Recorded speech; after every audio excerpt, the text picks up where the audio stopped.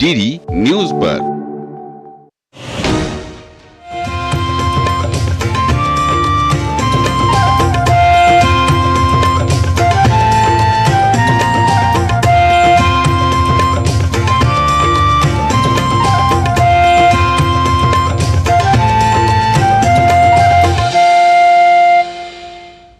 सुप्रभातम, स्वागत है आपका इस विशेष कार्यक्रम में जिसमें हम आपके लिए लेकर आते हैं भारतीय ज्ञान परंपरा, जीवन के लिए उपयोगी योग, स्वस्थ जीवन शैली का महत्व और आपको बताते हैं बेहतर स्वास्थ्य पाने के प्रभावशाली उपाय।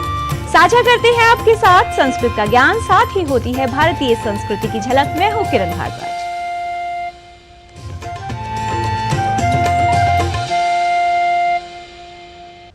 क्रोध जीवन में मनुष्य का सबसे बड़ा शत्रु है। क्रोध कितना भी कठोर क्यों ना हो, लेकिन मौन रहना क्रोध को वश में करने का उत्तम उपाय है। क्रोध वैसे तो क्षणिक होता है, यानी कुछ देर के लिए रहता है, लेकिन इसके प्रभाव दीर्घकालीन हो सकते हैं, गंभीर हो सकते हैं। अपने क्रोध को शांत करने के लिए समय का विशेष महत्व है।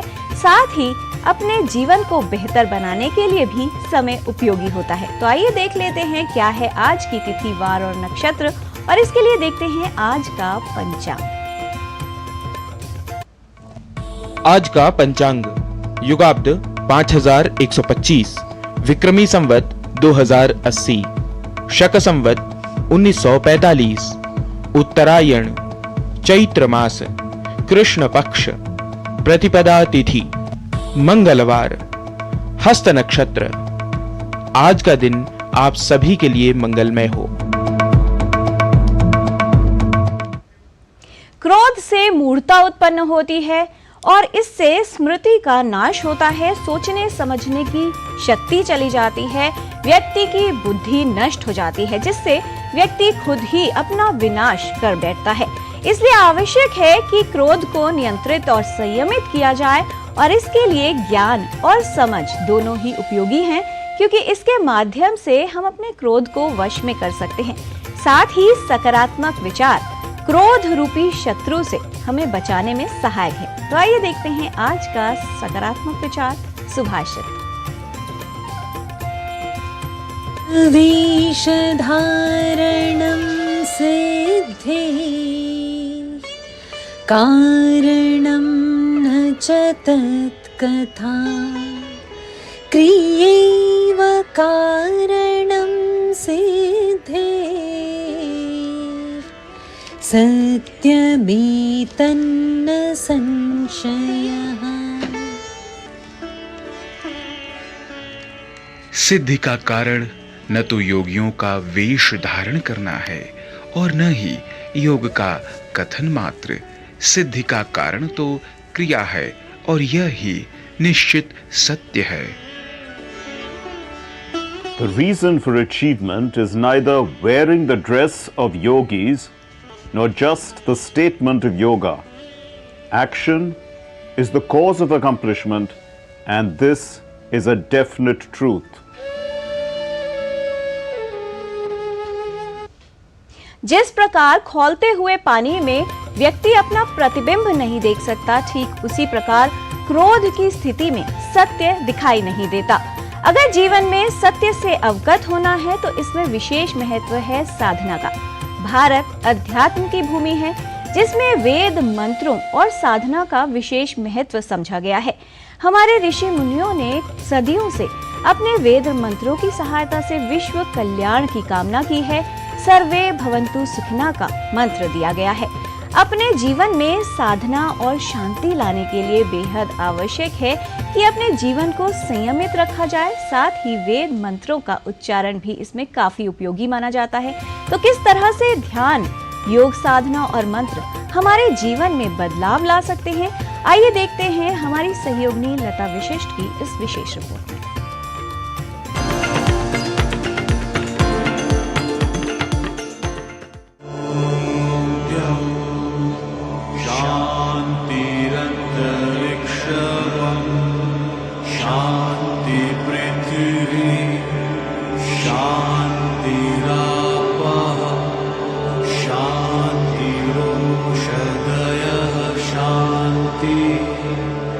मंत्रों की तरंगों में अद्भुत शक्ति होती है।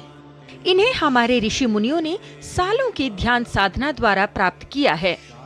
मंत्रोच्चारण से वातावरण पर अत्यंत सकारात्मक प्रभाव पड़ता है। वातावरण में सकारात्मक तरंगे फैलती हैं और उनका श्रवण करने से हमारी चेतना जाग उठती है और मन शांत होता है। हरिः ओम द्यौः शान्तिरन्तरिक्षगुं शान्तिः पृथिवी शान्तिरापः शान्तिरोषधयः शान्तिः। मंत्र का अर्थ है मनन करना या विचार करना। मननात् त्रायते इति मंत्रः। भारतीय ज्ञान परंपरा के बहुमूल्य ग्रंथों में प्रायः सभी प्रकार के दार्शनिक लौकिक विषयों पर आधारित मंत्र उपलब्ध होते हैं। अन्य विषयों के साथ ही एकता, नैतिकता, अध्यात्म, योग, विश्व शांति और मानव कल्याण से संबंधित हजारों मंत्र और श्लोक भारतीय वाङ्मय में देखे जा सकते हैं। इन्हीं आध्यात्मिक जीवन मूल्यों से संबंधित विषयों पर आधारित देखते हैं कुछ विशेष मंत्र। सर्वप्रथम विश्व का कल्याण करने के उद्देश्य से प्रेरित वेद मंत्र कहता है, सा प्रथमा संस्कृति ही विश्ववारा, अर्थात वर्ण करने योग्य वैदिक संस्कृति ही विश्व की प्राचीनतम या पहली संस्कृति है जो संपूर्ण विश्व के कल्याण का संदेश देती है। तो वही मानव को एकता का मंत्र सिखाता है भारतीय वाङ्मय का प्रथम ग्रंथ ऋग्वेद का संगठन सूक्त, जिसमें बताया गया है कि सबको साथ लेकर चलने से ही कोई भी देश, समाज, समुदाय या परिवार उत्कर्षता को प्राप्त करता है। मंत्र है संगच्छध्वम संवदध्वम संवो मनांसि जानताम, अर्थात हम सब एक साथ मिलकर चलें, आपस में संवाद करें, हमारे मन एक हों।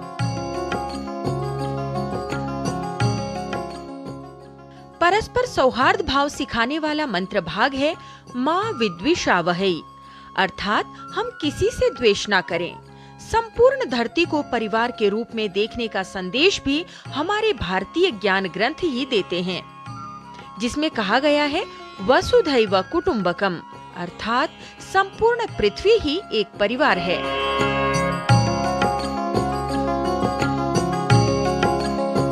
भद्रम कर्णेभिः शृणुयाम देवाः भद्रम पश्येमाक्षभिर्यजत्राः आदि मंत्र शुभ दर्शन एवं शुभ श्रवण के लिए हमें प्रेरित करते हैं। वेद मंत्र कहता है कुर्वन्नेवेह कर्माणि जिजीविषेच्छतं समाः, अर्थात व्यक्ति अपने कर्म से ही महान बनता है, अतः अपने सभी कर्मों को कर्तव्य भाव से निष्ठा पूर्वक करना ही श्रेयस्कर है।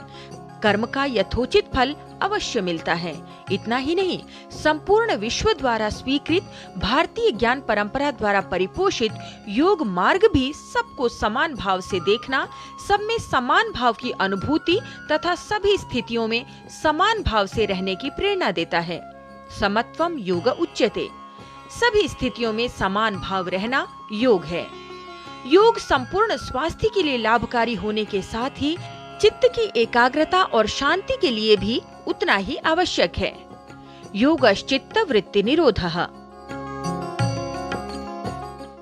इसी योग की आध्यात्मिक साधना द्वारा संपूर्ण विश्व में शांति स्थापना ही भारत की चिंतन धारा है, जहां सभी पंथ संप्रदाय एक दूसरे का सम्मान सहयोग कर संपूर्ण ब्रह्मांड की शांति की कामना करते हैं।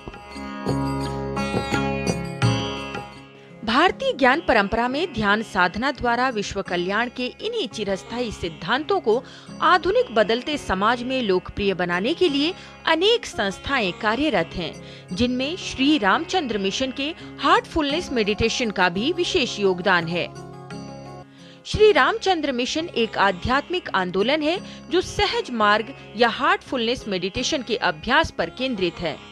विभिन्न पंथ संप्रदायों के बीच आपसी सहयोग को बढ़ावा देने के उद्देश्य से विगत 8 दशकों से प्रायः 160 से अधिक देशों में योग साधना का प्रचार प्रसार कर शांति का संदेश फैला रहा है और विश्व आध्यात्मिकता महोत्सव आदि के आयोजन द्वारा योग अध्यात्म की इस प्राचीन पद्धति को जन जन तक पहुंचाने का सतत प्रयास कर रहा है। लता वशिष्ठ, डीडी न्यूज।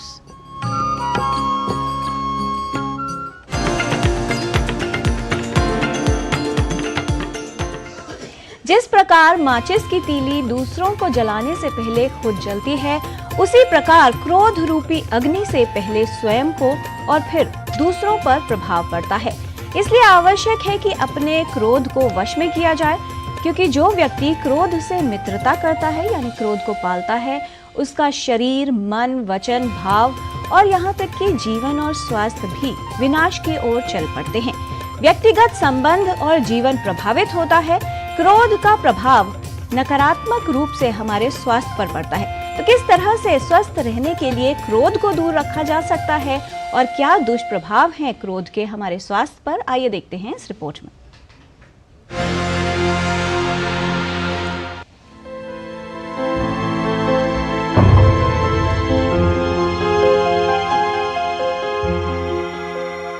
क्रोध एक स्वाभाविक प्रतिक्रिया है जो हमें बताती है कि कुछ उचित नहीं है।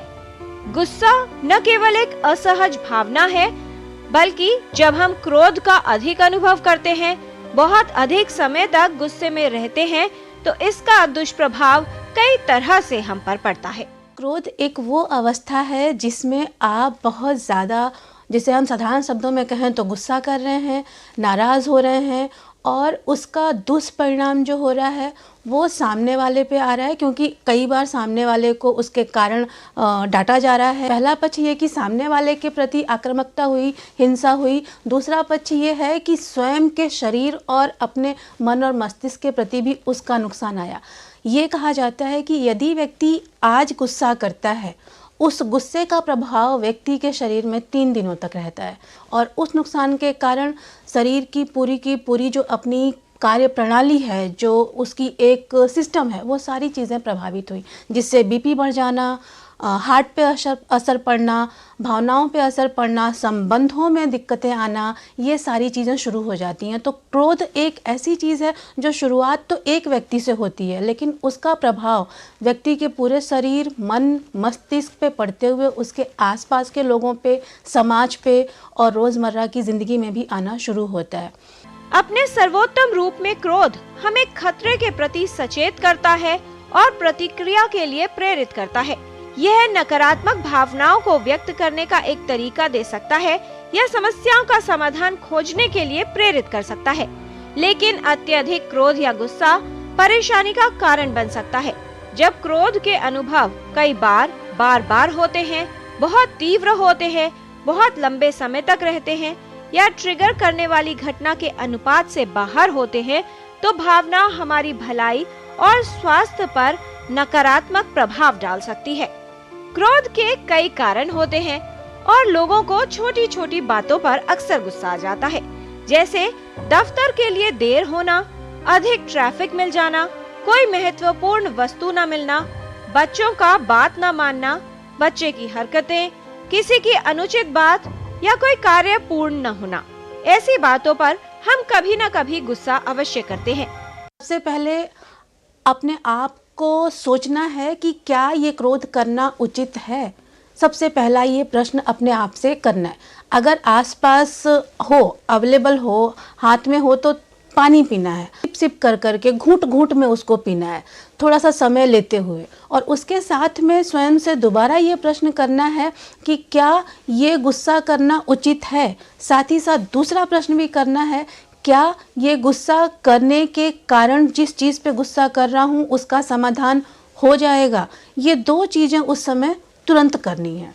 आप तुरंत बैठ करके बैक काउंटिंग करना शुरू कर सकते हैं, जिसे हम कहते हैं रिवर्स काउंटिंग। आप 100 से शुरू कर सकते हैं, 50 से शुरू कर सकते हैं और उसे वापस 1 तक शुरू आ सकते हैं। कई बार आप कुछ ऐसी चीज़ों को भी विजुलाइज कर सकते हैं जो आपको अच्छा महसूस कराती हैं। क्रोध को स्वयं में एक विकार नहीं माना जाता, लेकिन क्रोध कई मानसिक स्वास्थ्य स्थितियों का एक ज्ञात लक्षण है। क्रोध लड़ाई, झगड़े या भागने की प्रतिक्रिया का भाग है, जिसमें एड्रेनल ग्रंथियां शरीर में एड्रेनलिन और कॉर्टिसोल जैसे हार्मोन उत्पन्न करती है। हृदय गति और रक्तचाप में वृद्धि जैसे शारीरिक प्रभावों का अनुभव होता है, जिससे तेजी से रक्त हृदय की ओर बढ़ता है। शारीरिक रूप से स्वयं को बचाने या खतरे से भागने के लिए लड़ने की तैयारी का कारण है। हालांकि हमारे शरीर में ये तनाव प्रतिक्रिया प्रणाली हमारी सुरक्षा के लिए विकसित हुई है, लेकिन अधिकतर मामलों में हमें उस चीज से निपटने के लिए अतिरिक्त ऊर्जा की आवश्यकता नहीं होती जो हमारे क्रोध का कारण बन रही है। झगड़ा और तनाव हार्मोन की लगातार सक्रियता गंभीर शारीरिक और मानसिक बीमारियों को जन्म देती है। अधिक क्रोध व्यक्तित्व, बुद्धि, स्मरण शक्ति और मनस्थिति को प्रभावित करता है। रिश्तों में अनबन, तनाव और मनमुटाव का कारण बन सकता है। अधिक क्रोध करना तो हानिकारक है ही, लेकिन क्रोध को अंदर दबाना भी समस्या उत्पन्न कर सकता है। इसलिए ये समझना आवश्यक है कि क्रोध को व्यक्त कैसे किया जाए। एक कहावत है कि मन के हारे जीत है और मन के हारे हार। तो सबसे पहले मन को ये बताना होगा कि हाँ, ये चीज़ें सही नहीं है और इस तरफ हमें कार्य करना है। एक कार्यशैली, एक कार्य प्रणाली, एक दिनचर्या बना करके रखना कि हम सोने, जागने, उठने इसका एक रूटीन बनाएं और साथ ही साथ एक हेल्दी लाइफ स्टाइल जिसकी हम बात करते हैं। हेल्दी लाइफ स्टाइल में सबसे पहली चीज़ आती है कि सोने और जागने का रूटीन बनाना, सही समय से सोना, 6 से 7 घंटे की, 8 घंटे की पर्याप्त नींद लेना और एक पौष्टिक आहार खाना, 7 से 8 गिलास पानी का उपयोग करना, फल फ्रूट्स खाना। इन सारी चीज़ों का पालन करते हुए समय का प्रबंधन करना। जब हम इन सारी चीज़ों का पालन करेंगे तो धीरे धीरे चीज़ें रूटीन में आने लगती हैं। और इसके साथ एक महत्वपूर्ण बात और भी है कि अपने गुस्से को शांत रखने के साथ साथ सामने वाले के गुस्से पे भी खुद को शांत रखने की कोशिश करनी है। वहाँ भी उन्हीं चीज़ों को करना है कि कोई दूसरा व्यक्ति आपको अफेक्ट ना कर सके। किसी भी स्थिति को बेहतर नियंत्रित करने के लिए आवश्यक है कि क्रोध न किया जाए।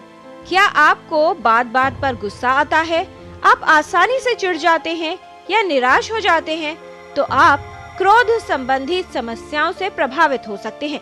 अपने व्यक्तित्व और आदतों में बदलाव कर क्रोध का उचित प्रबंधन संभव हो सकता है। क्रोध स्वास्थ्य के लिए हानिकारक है। क्रोध की आदत को छोड़ें और अपने स्वास्थ्य को बेहतर बनाएं। किरण भारद्वाज, डीडी न्यूज।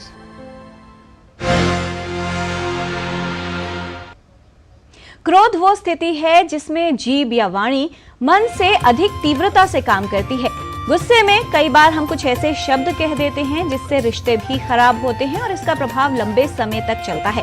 कुछ लोग ऐसे हैं जो जीवन में गुस्सा पाले रखते हैं, किसी को कुछ कहते नहीं हैं, लेकिन ऐसा करना उस स्थिति के समान है जिसमें हाथ में आप गर्म कोयला किसी दूसरे के फेंकने के लिए पकड़ के रखें, जिसमें आपके खुद का हाथ जल सकता है। क्रोध को कम करने के लिए यौगिक उपाय क्या हो सकते हैं, ये भी बताएंगे। यहाँ पर लेते हैं एक छोटा सा विराम। आप कहीं मत जाएगा, देखते रहिए डीडी न्यूज।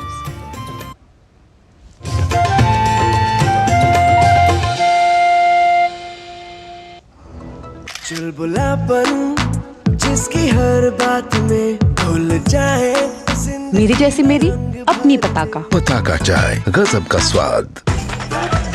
मैं क्या जी, सब जानते हैं, जहां दिखे मारियो, अपना समझ के खा लियो। Delivery boy has picked your order. अरे भाई, पता है भूख लगी है। 30 मिनट का मैसेज नोटिफिकेशन आया था ना। मैसेज के सारे थोड़ी बैठ सकते हैं। कल आपने कुछ शेयर्स बेचे थे ना? हाँ, तो चेक किया? मैसेज आया तो था। सिर्फ मैसेज काफी नहीं है। आप शेयर मार्केट में कोई भी ट्रांजैक्शन करते हैं ना, तो स्टॉक एक्सचेंज से आए SMS या ईमेल को अपने डीमैट अकाउंट और बैंक स्टेटमेंट के साथ भी टैली कीजिए। बेटा, भूख में ना दिमाग बंद हो जाता है। समझ कर इन्वेस्ट कर।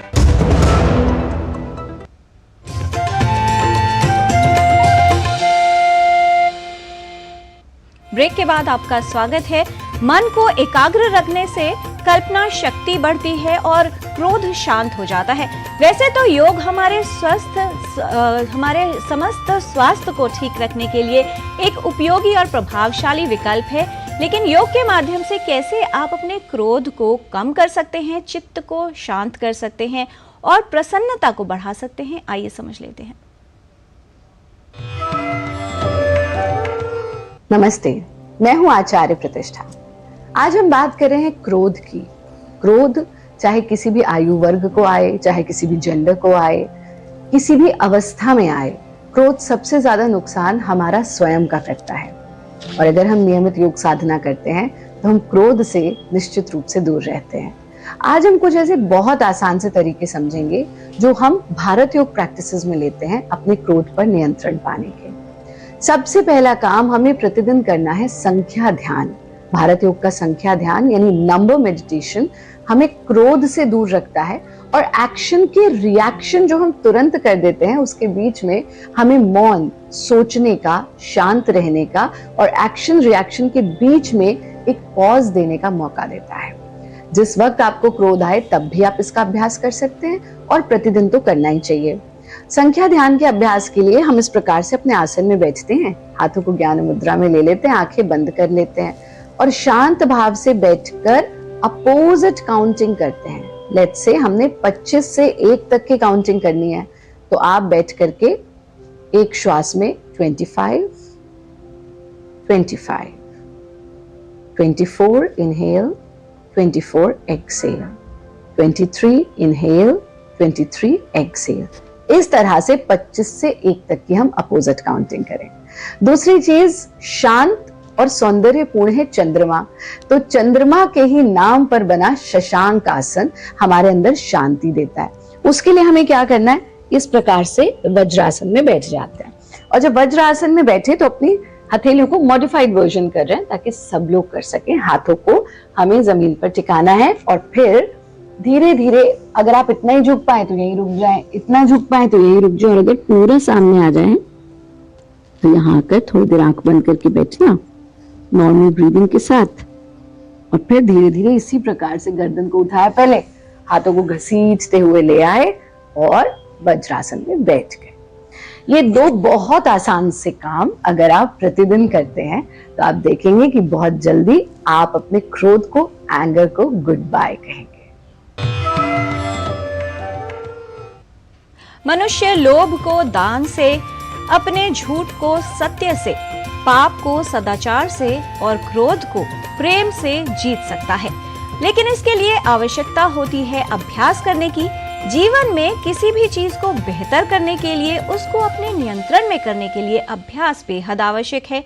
ठीक उसी तरह से जीवन की त्रुटियों को दूर करने के लिए किसी भी चीज का बार बार अभ्यास करना उपयोगी है। हम आपके साथ संस्कृत का ज्ञान तो साझा करते हैं, लेकिन कई बार संस्कृत के उच्चारण में कुछ त्रुटियां हो जाती हैं। तो आइए चलते हैं हमारे सहयोगी नारायण दत्त मिश्र के साथ संस्कृत पाठशाला में और उन त्रुटियों को दूर करने का प्रयास करते हैं।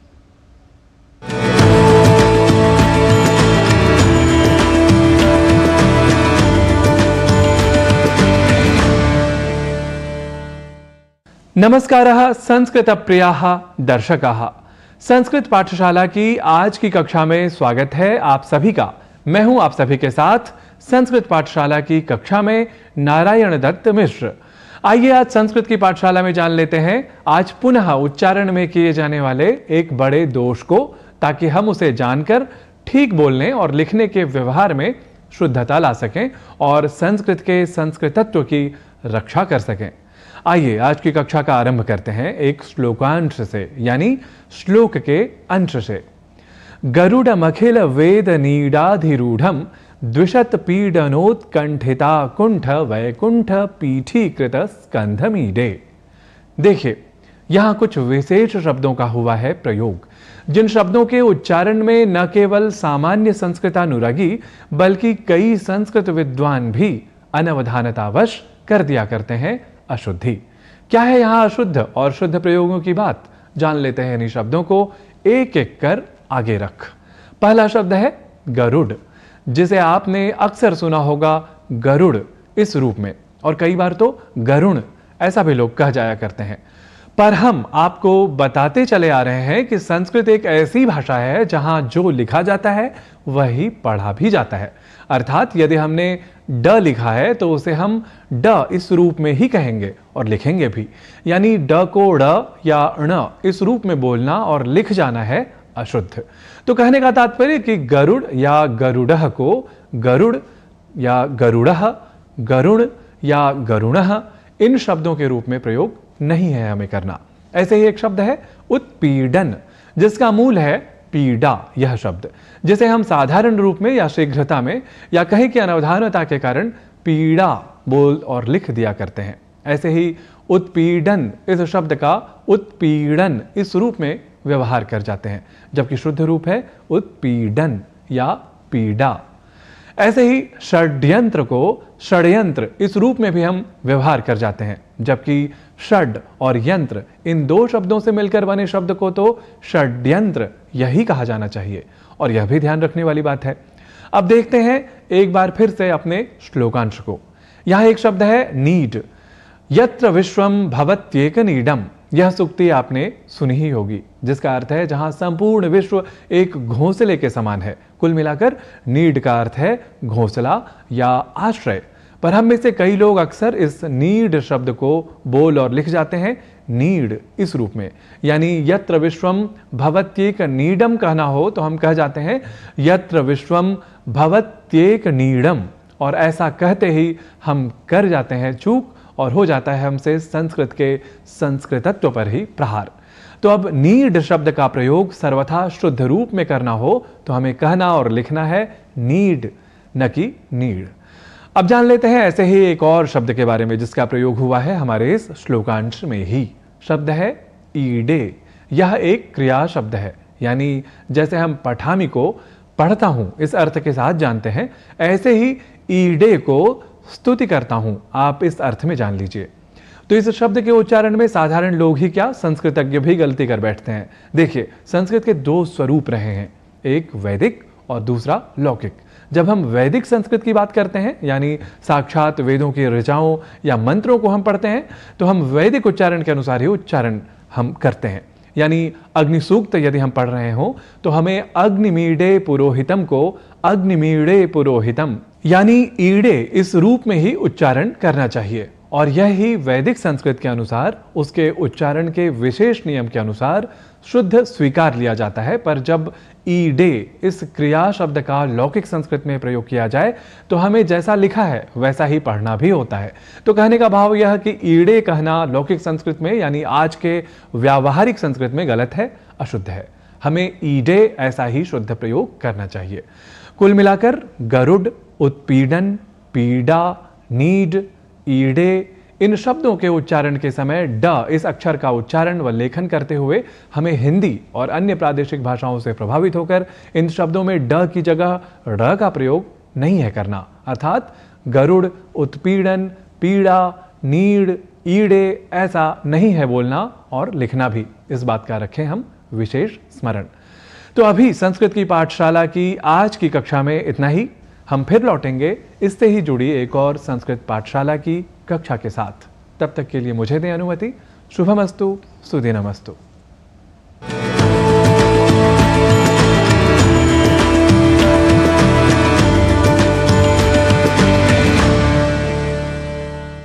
क्रोध अक्सर मूर्खता से उत्पन्न होता है और पश्चाताप पे समाप्त होता है, इसलिए क्रोध करना व्यर्थ है। यदि गलती में झुक जाएं और क्रोध के समय थोड़ा रुक जाएं तो बहुत सी समस्याओं का हल हो सकता है। इसलिए आप भी क्रोध रूपी शत्रु से दूर रहें और इसको नियंत्रित करने का अभ्यास करते रहें। आज के कार्यक्रम में फिलहाल इतना ही। हमारी पूरी टीम को दीजिए अनुमति। नमस्कार।